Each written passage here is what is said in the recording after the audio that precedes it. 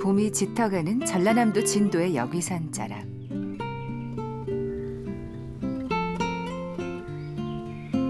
해발 300m 산중에 외딴집 한 채가 있다.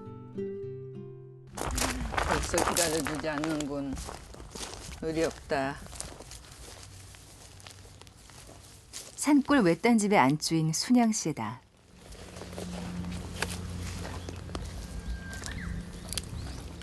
골담초 꽃을 따는 손길이 익숙하다. 해마다 봄이 오면 어김없이 골담초 꽃이 집 앞으로 와준다. 너무 지천이죠. 아무리 무쇠 같은 심장들도 와도요. 자연에 이렇게 피고 지고 계절적으로 이 계절이 사람을 굉장히 홀리는 계절이에요. 예, 아주 그냥 활짝 핀 꽃이 마치 노란 나비의 날개 같다. 아, 꽃이 오늘 최상의 상태네. 이 꽃을요. 먹는 꽃이거든요. 비빔밥 해 먹어도 되고 제가 좀 이렇게 해서 하면 달아요. 맛있어요. 점심에 꽃비빔밥 해 먹어야 되겠네. 맛있죠 이게? 맛있죠. 보선발처럼. 따먹고 해야 되겠네. 이게 양손에 들었거든요. 그래요? 좋아요. 그럼 좀 기다리세요. 제가 살짝 핀 것도 있다. 순양 씨의 남편 성식 씨다. 5송이를 한꺼번에 자. 고맙습니다. 맛있죠? 달달한 게 정말 맛있네. 달달하고도 이 꽃은 봄에 잠깐 한눈 팔면 홀로 폈다가 언제 지는 줄 모르게 꽃이 진다. 내가 한 입 먹어볼래 한 입? 한 입 줘봐요. 한 입. 싱싱한 걸로 한 입 줘보세요. 꽃핀 거. 몇 개 먹는 것보다 한 입 먹는 게 훨씬 구수해. 호사도 이런 호사가 없을 것 같다. 네. 정말 맛있다. 입안 가득 고이는 게 정말 맛있어. 깨꼬리 벌써 왔을까? 거기가 깨꼬리 올 때 됐네. 잠깐 새 꽃수확이 이만큼이다. 말라고 한 것도 아닌데. 꽃 따는 손길이 느려질 때쯤 산나물에 또 눈이 간다. 보고해서 깨끗해요. 잎들이 뭐 시풀던 거 안 해도. 뭐 맨날 먹줘서야. 비료나 농약을 준 적 없으니 순양 씨 입에 들어가는 것들은 거의 다 무공해 먹을 거리다. 군데군데 핀 민들레도 버릴 게 없는 귀한 몸이다. 얌전한 새색시처럼 이 봄에도 다소곳이 와줬다. 일반인들이 생각하면 치커리 알죠? 치커리. 치커리 맛이라고 생각하시면 돼요. 성분도 아주 좋아요. 여기 하얀 진이 나오는 건데 쌉싸름하면서 입맛 돋구는 아주 좋은 먹거리입니다. 동갑내기 부부라 말하는 성식 씨. 여기 이런 데를 번식을 했는데 풀 조금. 실은 띠동갑 부부다. 성식 씨가 순양 씨보다 정확히 11년 5개월 세상 빛을 덜 봤다. 이거 좀 오늘 수확이 아주 좋네. 그러게요. 저 숲에 들어가면은 빠르게 꽃이 피어버려서 한 2시간이나 걸렸을까? 맛과 향이 다른 꽃과 야생초들로 골고루 바구니를 채웠다. 아파트에 사는 친구인데 수선을 너무 키우고 싶은데 키울 장소가 없으니까 보내준 거예요. 대신 키우라고. 그 수선화가 필 때면 어김없이 친구가 생각나요. 잊어버렸다가도. 이제 제가 그때 많이 아팠을 때 그 제가 앓는 그 질병에 어성초가 좋다고 보내주셨어요. 뿌리를. 그래서 그냥 다 그거를 먹어버리기보다는 조금 심었거든요. 그랬더니 몇 년 지나니까 사방이 다 번식해가지고 둑이 이제 한쪽은 어성초 군락을 이루었고 녹차도 마찬가지예요. 거예요. 그러니까 여기 안에 있는 것들은 그냥 누군가의 한 사람 한 사람의 그 추억이 생각나게 하는 거죠. 그 사람이 이렇게 보내주거나 와서 심어주거나 이런 것들로 다 거의 이루어져 있어서 늘 그것을 먹을 때마다 생각을 하게 되고. 저절로 온 게 20이라면 80은 지인들과 함께 온 것들이라 볼수록 애틋하다.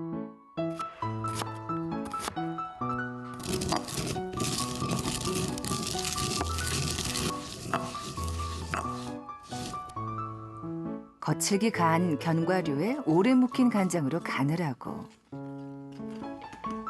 거기에 순양 씨가 꽃이나 야생초로 만든 천연 식초를 더하면 상큼하고 고소한 샐러드 소스 완성.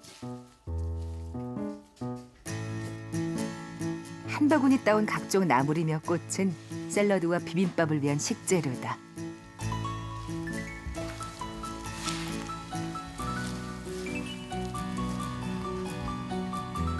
순양 씨의 감각은 특히 미각적으로 탁월하다. 조미료 없는 무공의 밥상을 까다롭지 않게 차려내는데 일가견이 있는 사람이다. 밥상에도 흐드러지게 봄이 왔다.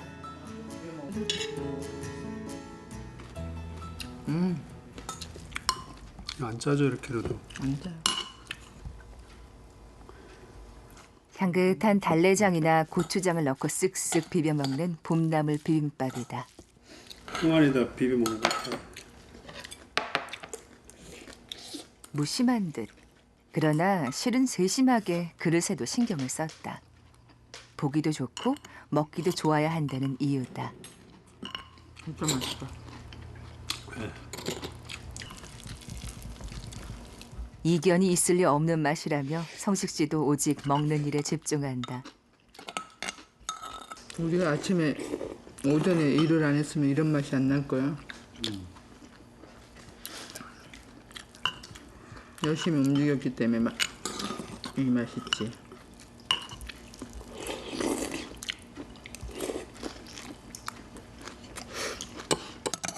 글씨 다 먹었다. 멋이 있고 맛이 있는 인생. 누구나 꿈꾸는 이상적인 인생을 현실에다 가져다 놓은 순양 씨와 성식 씨지만 실은 아픔이 있다. 두 아이를 낳고 한 번에 이혼 경력이 있는 40대 초반의 순양 씨와 30대를 막 시작하는 미혼의 성식 씨. 그 출발은 결코 쉬울 리가 없었다. 저는 당연히 퇴짜감이잖아요. 퇴짜감인데 그 아픔이 헤아려졌어요. 입장 바꿔 생각해 보면, 그러니까 제가 어머니한테는 그렇게 말씀드렸어요. 어머니는 그냥 진짜로 네 나이가 진짜로 그렇게 많냐라고 자꾸 확인하세요. 그렇게 안 보인다고. 그렇게 안 보이는데 니들 나 속이는 거 아니야? 라고 말씀하시는데 아니라고, 진짜예요. 그랬더니 그러면서 제가 그랬어요. 어머니 참 농사 잘 지으셨는데 제가 어머니 잘 지어놓은 농사를 다 망쳐놨어요. 죄송하다고 그렇게 말씀드렸어요. 그랬더니 괜찮여. 그냥 앞으로 두 사람이 그렇게 이왕 살게 됐으니까 싸우지 말고 정말 잘 살으라고 축복해 주셨어요.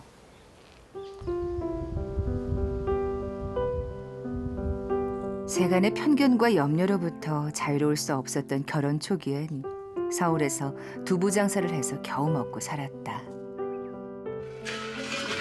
그러다 결혼 뒤 2년 만에 지친 심신을 끌고 아무 연고도 없는 여기산 자락으로 찾아들었다. 벌써 16년 전의 일이다.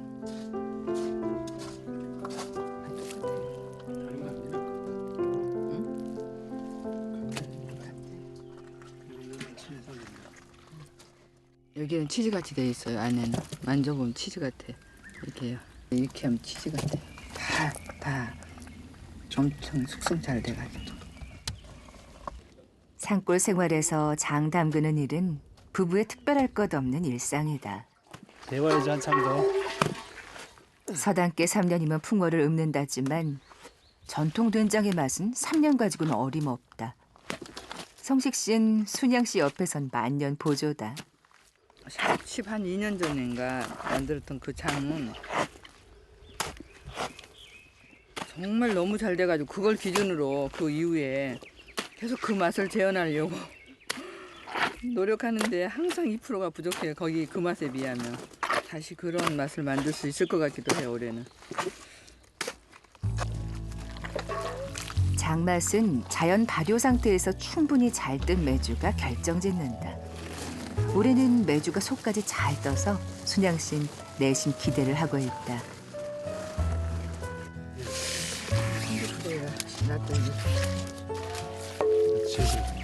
지난 2월부터 한 50여일 소금물에 담가 물렁해진 메주를 치대 항아리에 눌러 담는다. 묵은 된장을 햇 된장 위에 덮고 6개월 이상 숙성을 시킨다. 두 분 드시기엔 좀 많이 담그시네요. 네, 왜냐면 여기 오시는 분들도 많고요. 그 다음에 우리가 이제 발효를 이렇게 뭔가 장아찌 같은 거 할 때 전부 다 이런 걸로 하거든요. 장아찌라든가 이런 거 할 때 된장을 국으로만 먹는 게 아니고 어떤 또 하나의 다른 것을 만들기 위한 베이스로 된장을 많이 쓰니까 접종을 해줘요. 다독이는 손길이 정성스럽다. 장맛을 그르치지 않고 부실한 맛을 내지 않으려 공들이는 방법이 또 있다. 깨끗한 연잎을 덮어둔다. 일종의 이제 속뚜껑이거든요. 더 이상 곰팡이라든가 피우지 말라고. 근데 옛날 어른들은 이제 여기 뭐 연잎도 그렇지만 먹을 수 있는 이파리들 뭐 호박잎이나 이런 걸로 했거든요. 위를 이렇게. 공을 많이 들이시네요. 이 먹거리가 공 안 들이면은 정말 좀 그렇잖아요. 먹거리가 공 들이지 않으면 먹을 게 없어요. 콩알이 발효 과정을 거쳐 해마다 변해가는 풍미를 만들어내는 오묘한 세계가 항아리 안에 담겨 있다. 자연에서 산다는 것은 자기 먹거리를 자기가 해결한다라는 의미도 있지만은 뭔가 자기가 집중하고 빠져들 수 있는 뭔가를 찾아내야 돼요. 그래야지 그 자연에 이렇게 그야말로 천천히 계절마다 흘러가는 시간을 낭비하지 않고 또 지루해하지도 않고 그러고 살아갈 수가 있어요. 자연에서 살아가는 재미와 방법을 하나씩 찾아갈 때마다 항아리의 숫자도 점점 늘어갔다.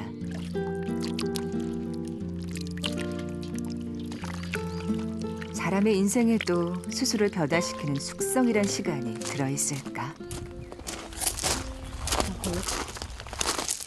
조금 더 물을 넣어야 되지 않나 싶은데 한번 보시면.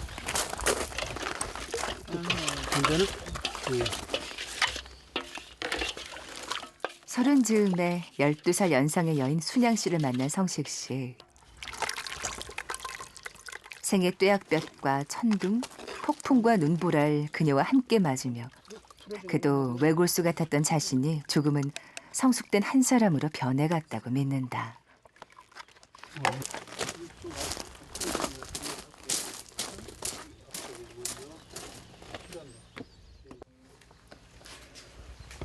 처음 인산골에 들어왔을 땐 사람들이 떠나버린 흉가에서 시작했다. 그리고 4년쯤 지나서였을 것이다. 성식 씨는 순양 씨를 위해 이 황토방을 손수 지었다.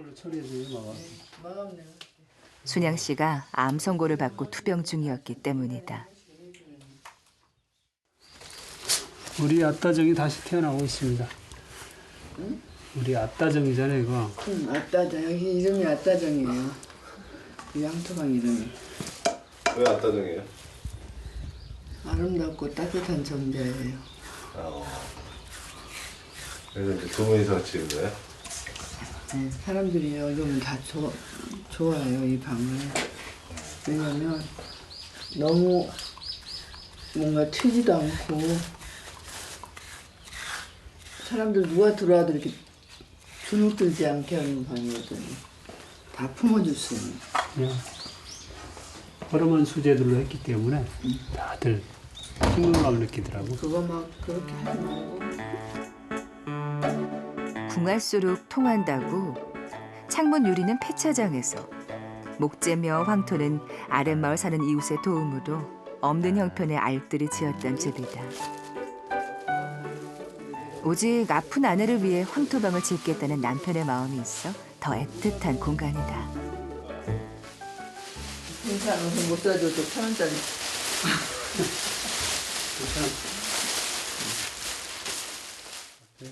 그때나 지금이나 성식 씨는 순양 씨에게 지극정성이다. 그러면 조금 더 때론 지나칠 때도 있다. 하지만 그 마음이 과하다고 어찌 탓할까. 순양 씨는 고맙고 감사히 성식 씨의 마음을 받는다. 땡당 엄마 있구나. 땡당 뭐? 문지르지 말고. 여기 살짝 문지르지 말고. 옆에다 살짝. 화장실. 일부러 황토팩도 하는데 화장실을 좀 다. 그 손이 더 묻었잖아요. 그 손이 단독 이렇게 하면 되지. 별로. 그래서 이거 더 묻지. 세상에서 오직 그림자만이 나를 따르고 나와 함께 울고 웃고 행동한다. 순양 씨에겐 성식 씨가 그림자 같은 사람이다. 어떤 우리의 마음을 늘 일깨워주는 장소이기도 해요. 저거 지었을 때 그 마음. 제가 치료하기 위해서 지었던 집인데 그 고스란히 남편의 어떤 것들이 담겨 있잖아요. 저거 하나 지어주려고 애썼던 마음이 뭔가 굉장히 그 좀 숙연해지는 부분들이 있어요. 저 집 자체가. 상처가 많은 한 여인을 삶의 일부로 받아들인 용기는 어디서 왔을까? 성식 씨는 충북 영동에서 5형제 중 셋째로 태어났다. 불우했다고는 할 수 없지만 따뜻하게 보호받지 못한 유년을 보냈다. 그에게 인생은 늘 안개 속처럼 미궁이었다. 그러던 중 만나게 된 순양 씨에게 성식 씨가 마음을 다 주었던 것이다.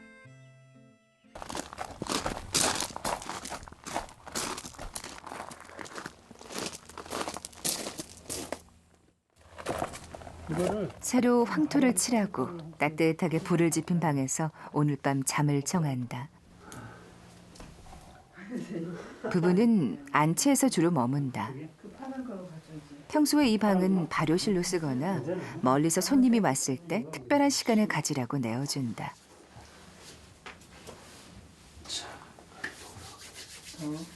오늘 밤에 별이 뜰라나? 별도 달은 멋지겠지만 별 안 떠도 푹 따뜻하게 달은 안 자야지. 뜨고 누우면 불 끄고 누우면 진짜 별이 보이거든. 여기에서도 보이다가 나중에 잠들 때는 여기서 저쪽에서 별이 떠 있었거든. 새벽에 잠 깨보면 이쪽 창으로 쫙 달이 들어올 때도 있어. 맞아, 이렇게 놓은 거지. 네. 그러니까 저기서 폐차 달이 유리창으로 쫙 비치니까. 별과 달이 놀러오는 방이다. 요 방 하나면 이렇게 좋은 걸. 그거 딱 방 한 칸이면. 여기는 책하고 노트하고만 딱 갖다 놔요. 아무것도 갖다 놓지 말고. 필요 없으면 여기 아무것도 놀 필요가 없는 거. 이불 한 채 있으면 돼요. 다시 찾은 소감이 굉장히 좋네요. 그런데도 또 누군가 진짜 지쳐서 누군가 또 찾아오면 또 이 방 양보해요. 저희 또 분명히. 같이 껴서 자겠지 또. 어머니의 품에 든 듯 평온한 밤. 삶의 고갯마루에서 한 박자 쉬어간다.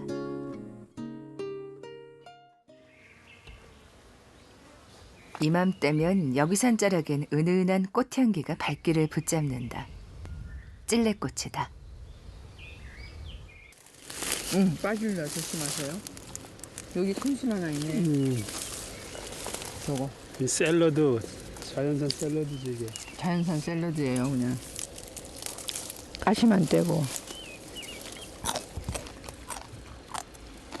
이게 뭐예요? 찔레예요, 찔레. 찔레라고 그랬지. 우리가 짐승 같지요? 짐승 같죠? 초식동물 얼마나 좋은데. 드셔보실래요? 특별히 제가 껍질 까드릴게요. 우리는 늘 먹으니까 껍질째 먹지만 이런 맛이에요. 찔레가 굉장히 혹시 벌레들 있을까봐 털고. 얘는 뭐예요? 이건 갓이에요, 야생갓. 갓. 네. 좀 없어졌네요, 벌써. 연할 때 이게 연하거든요. 꽃 한번 드셔보실래요? 겨자 같아요, 겨자. 네? 겨자 맛나. 이만큼 잡숴보세요. 완전 겨자 맛 나죠? 약간 독해. 쌉싸래한 게 익숙하지 않은 맛이다. 진짜 겨자 맛이 나네. 다른 거 먹고 살아난 거예요.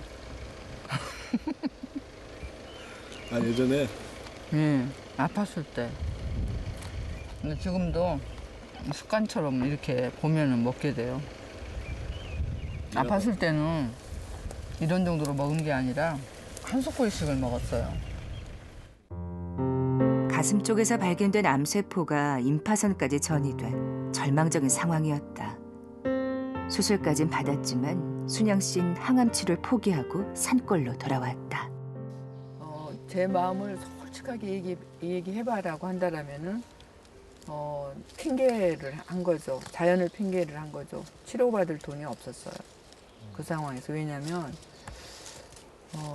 정말로 그게 암 치료를 병원에서 받으려면 보험이라도 들어있거나 아니면 뭐 이렇게 저축한 돈이 있거나 아니면 현재 무슨 직업이 있거나. 근데 그 세 가지가 다 해당 사항이 안 되는 거예요.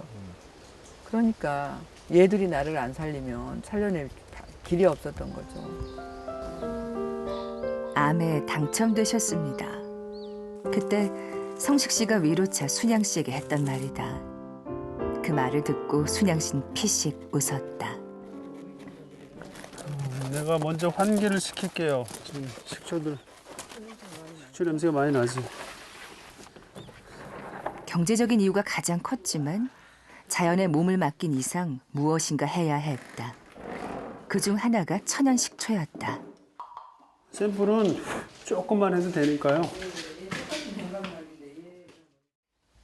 와, 오, 완전 두툼하다. 완전 콜크하게 완전 하고 있네. 완전 보호막을 하고 있네. 좀 더 뜨세요. 테스트하고 나머지는 내가 마시면 되죠. 맛있겠다. 침이 쫙 도는데. 그냥 뜨는 거 다.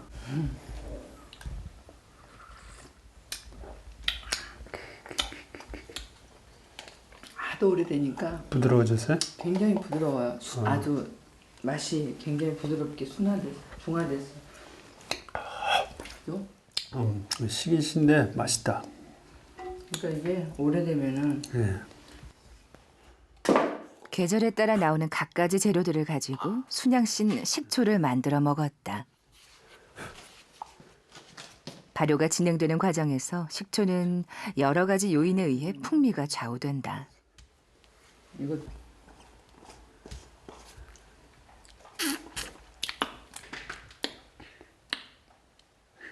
정말 잘 됐네. 아우 정말 맛있다. 이거는 그래서 아까 그 늙은이보다는 얘는 조금 젊으네요. 좀 젊네 맛이. 아우. 아주 건강을 지키기 위해 만들어 먹은 식초는 부부가 산골에서 짓는 농사나 다름없다. 선물도 하고 판매도 한다. 식초를 만들다 보면은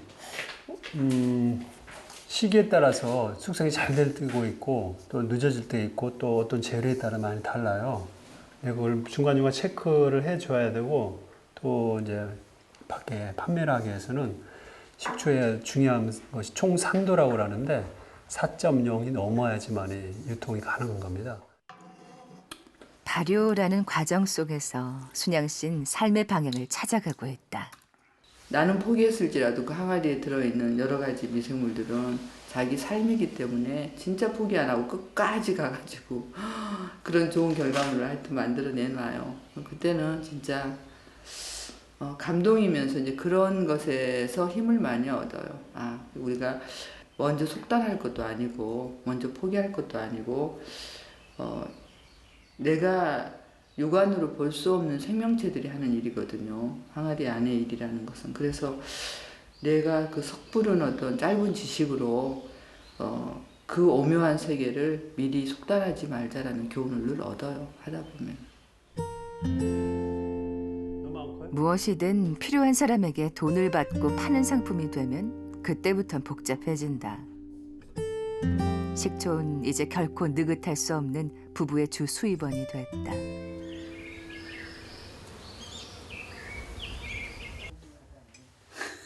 산골 생활이라고 해서 돈벌이를 전혀 하지 않을 수는 없기에 시작했지만 성식 씨가 없었으면 엄두를 못 냈을 일이다. 아마도 순양 씨가 절대 할 수 없는 분야일 것이다.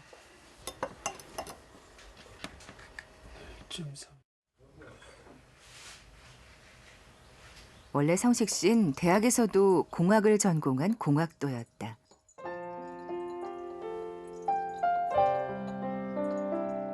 그땐 전자공학이었고 순양 씨와 부부가 되면서 식품공학을 다시 공부했다. 결혼 전부터도 출세나 성공엔 관심이 없었다. 아웃사이더는 분명했고 근데 그거를 좀 생각해 보면 왜 그럴까 생각하니까 제가 욕심이 참 많았던 사람 같아요. 보통 사람들이 하고 사는 거에 대해서 제가 좀 만족이 안 됐어요. 제가 그것이 욕심인지는 몰랐어요. 나중에 생각해 보니까 그것이 정말로 이거는 누구보다 더 큰 욕심이었구나라고 이제 알게 됐는데, 왜냐면 열심히 공부하고 열심히 다 해서 좋은 직장 다니고 또 좋은 사람 만나서 결혼해서 이렇게 산다. 이게 저한테 너무 의미가 너무나 단순한 것 같았어요. 그래서 저의 길을 한번 이렇게 찾아가는 어떤 길목에 섰었는데 그런 과정 속에 저희 집 사람을 만났어요. 왜냐면 제 마음에 꼭 만나는 어떤 사람이었어요. 한 공부 모임에서 순양 씨를 만났다. 삶에 대한 회의와 무의미 속에서 숱한 질문들로 길을 찾으려 했던 성식 씨. 순양 씨를 만나면서 질문과 방황이 끝났다. 제 인생에 나름대로 다 숙제가 있듯이 저한테는 큰 숙제였거든요. 제 마음을 안정시키는 것이.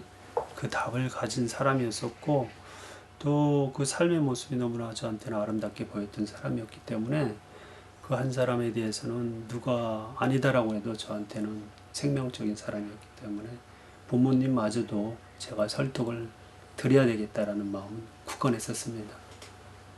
이 부모님들이 결혼을 허락하지 않아도 저희는 그 길을 갈 수밖에 없었어요.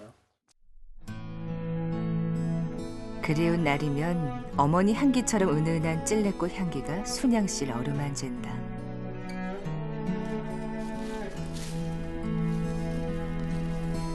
달래를 캐며 순양 씨는 그리운 누군가를 떠올린다.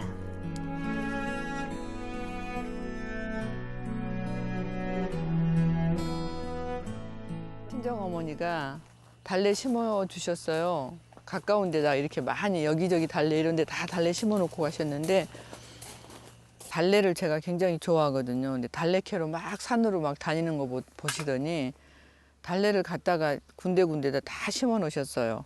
어머니 돌아가시고 나서도 달래는 여전히 남아 있어요. 그러니까 달래 캘 때나 먹을 때나 이때 달래 이렇게 캐면은 자연스럽게 어머니 생각이 많이 나죠.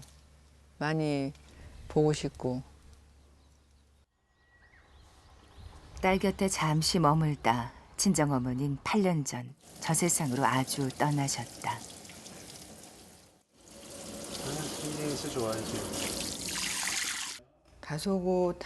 다소곳하게 보이잖아요, 달래가.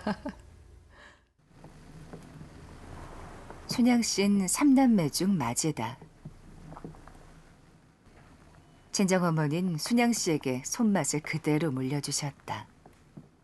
저희 어머니 굉장히 여장부셨는데 어느 날 느닷없이 전화해가지고 별로 하실 말씀도 없으시면서 그냥 전화했다. 잘 있냐? 그렇게 무뚝뚝하게 한두 마디 하시고 끊으셨는데 그때 그게 얼마나 그분이 자식이 너무 그리워서 했던 전화였던 것을 나중에 제가 그 똑같은 그리움의 어떤 시간들을 살면서 그거 알게 됐거든요. 사람이 사람을 보고 싶다라는 게 어떤 때는 형벌 같은 거라고. 문득 어머니가 그리워질 때면 순양 씨는 한참 동안 가슴을 쓸어내린다.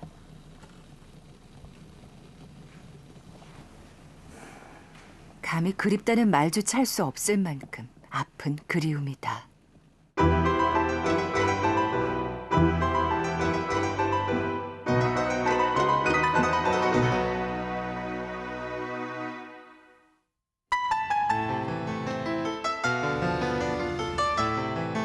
이렇게 또 왔네. 많이 보고 싶었는데. 쉬겠으니까 꿀맛 좀 보러 가죠. 우리들의 행복을 위하여. 너무 우리가 유혹을 못 기다리고 먹는다고.